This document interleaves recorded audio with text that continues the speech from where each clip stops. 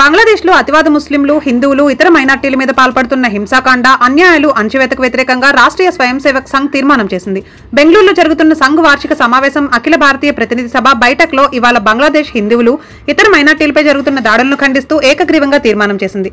ముస్లిమేతరులను తమ దేశంలో ఉండడానికే వీల్లేదంటూ వారిని ఓచుకోత కోయడం మానవ హక్కుల ఉల్లంఘమే అని సంఘ్ ఆందోళన వ్యక్తం చేసింది. ఐక్యరాజ్య సమితి లాంటి అంతర్జాతీయ సంస్థలు బంగ్లాదేశ్లోని మధ్యంతర ప్రభుత్వం మీద ఒత్తిడి తేవాలని, అక్కడ ముస్లిమేతర మతాలకు చెందిన మైనార్టీ ప్రజలు ఊచకోతను నిలువరించేలా అక్కడ ప్రభుత్వాన్ని ఒత్తిడి చేయాలని తీర్మానించింది. ప్రపంచంలోని పలు దేశాల్లో ఉన్న హిందూ సమాజ నాయకులు, అంతర్జాతీయ సంస్థలు ఈ విషయంలో తమ గళం వినిపించాలని కోరింది. లోక్సభ స్థానాల డీలిమిటేషన్ వల్ల దక్షిణాది రాష్ట్రాలకు తీవ్రమైన అన్యాయం జరుగుతోందని ఆరోపిస్తూ తమిళనాడు ముఖ్యమంత్రి డీఎంకే పార్టీ అధినేత స్టాలిన్ అఖిలపక్ష సమావేశం నిర్వహించారు.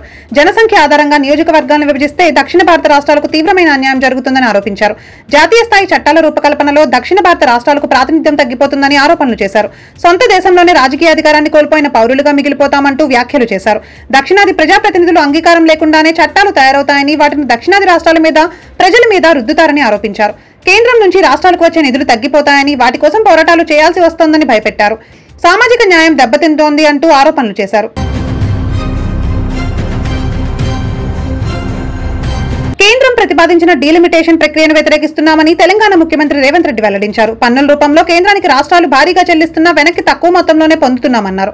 జనాభా ఆధారంగా చేపట్టే డీలిమిటేషన్ ను దక్షిణాది రాష్ట్రాలు ఒప్పుకోవు. అలా చేస్తే దక్షిణాది రాష్ట్రాలకు తీవ్ర నష్టం వాటిల్లుతుంది. ఉత్తర భారతదేశం దక్షిణాదిని రెండో తరగతి పౌరులుగా మార్చేస్తారని ఆరోపించారు. ఉత్తరాది రాష్ట్రాల ఆధిపత్యాన్ని ఎట్టి పరిస్థితుల్లోనూ ఆమోదించబోమన్నారు.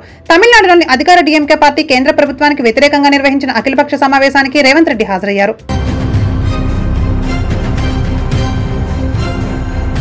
నియోజకవర్గాల పునర్విభజనపై ప్రధానమంత్రి నరేంద్ర మోదీకి ఆంధ్రప్రదేశ్ మాజీ ముఖ్యమంత్రి వైఎస్ఆర్ కాంగ్రెస్ పార్టీ అధ్యక్షుడు జగన్మోహన్ రెడ్డి లేఖ రాశారు. లోక్సభ లేదా రాజ్యసభలో ఇప్పుడున్న సీట్ల పరంగా ఆయా రాష్ట్రాలకున్న వాటాను కుదించకుండా పునర్విభజన కసరత్తు చేపట్టాలని సూచించారు.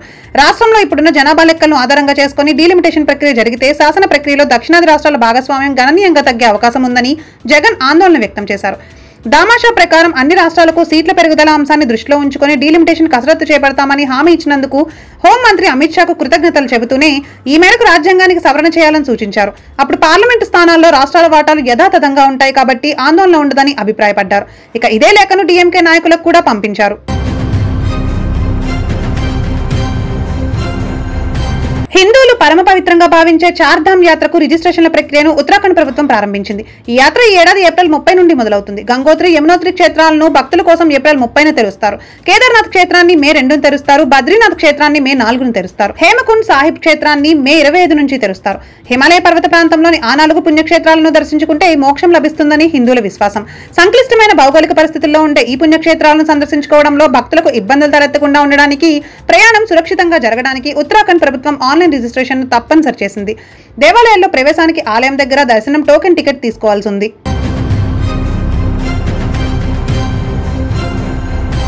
కర్ణాటకలో సిద్ధరామయ్య సర్కార్ కీలక నిర్ణయం తీసుకుంది. పాఠశాల స్థాయి నుంచి ఇంటర్ వరకు లైంగిక విద్యను ప్రవేశపెట్టాలని నిర్ణయం తీసుకుంది. 8వ తరగతి నుండి ఇంటర్ వరకు విద్యార్థులపై లైంగిక విద్య తరగతులను ప్రవేశపెడుతున్నట్లు పాఠశాల విద్య మరియు అక్షరాస్యత మంత్రి మధు బంగారప్ప వెల్లడించారు. కౌమార దశలో శారీరక, భావోద్వేగ హార్మోన్ల మార్పిడి గురించి టీనేజర్లకు అవగాహన కల్పించడం అవసరమని తెలిపారు. వారానికి 2 సార్లు వైద్య నిపుణులతో క్లాసులు నిర్వహిస్తామని తెలిపారు.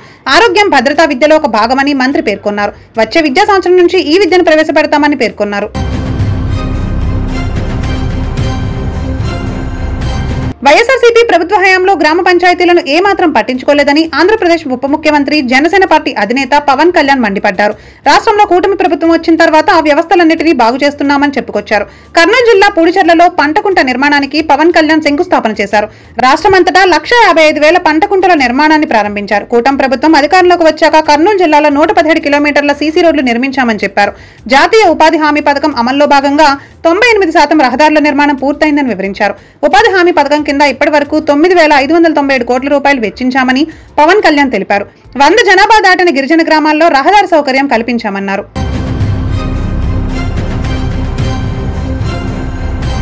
ఆంధ్రప్రదేశ్ ప్రభుత్వం 2024-25 ఆర్థిక సంవత్సరానికి గాను ఫీజు రీయింబర్స్మెంట్ కోసం 600 కోట్ల నిధులను విడుదల చేసింది. ఈ మేరకు రాష్ట్ర ఉన్నత విద్యాశాఖ కార్యదర్శి కోన శశిధర్ ఓ ప్రకటన విడుదల చేశారు.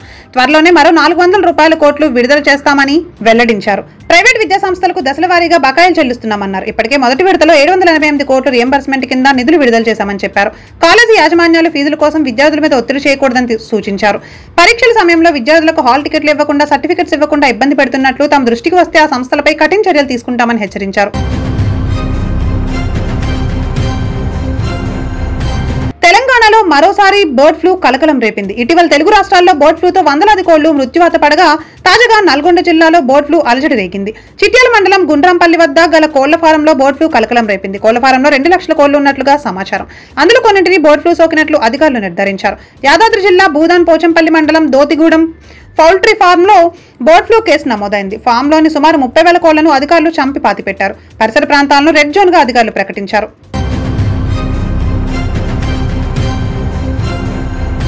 తేజస్ యుద్ధ విమానాలకు ఇంజన్ల సరఫరాను అమెరికా తాజాగా ప్రారంభించింది. 2 ఏళ్లుగా ఇంజన్లు అందకపోవడంతో తేజస్ ఫైటర్ జెట్ల తయారీ నిలిచిపోయింది.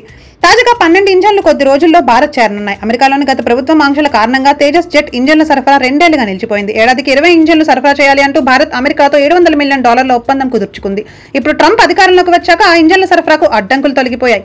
అమెరికాకు చెందిన జనరల్ ఎలక్ట్రికల్ ఏరోనాటిక్స్ సంస్థ తేజస్ ఫైటర్ జెట్ కు F404 ఇంజన్లు సరఫరా చేస్తుంది. ఆ ఇంజన్లతో హిందుస్థాన్ ఏరోనాటిక్స్ లిమిటెడ్ సంస్థ తేజస్ యుద్ధ విమానాలను నిర్మిస్తుంది.